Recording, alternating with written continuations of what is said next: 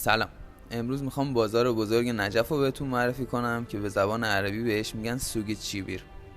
برای ورود به بازار بزرگ باید از ساحت المیدان رد بشین که بهش میگن میدون امام علی یا میدون حیات. بعد از این که از گیت رد شدم، اولین کوچه بازار سمت راستتون بورس صرافا هستش که میگن مناسب ترین قیمت ها رو بین صرافی های دیگه داره.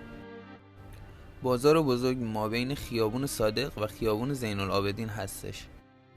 این سه تا خیابون در مجاورت هم قرار دارن و تمام کوچه هایی که این سه تا خیابون رو به هم وصل میکنه جزء بازار بزرگ حساب میشن.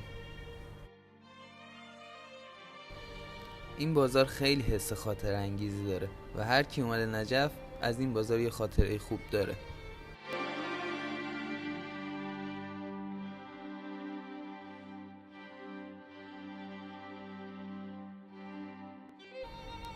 این بازار فقط به این خیابون ختم نمیشه و پر از فرعی و پاساژاییه که همشون به این بازار متصل هستن.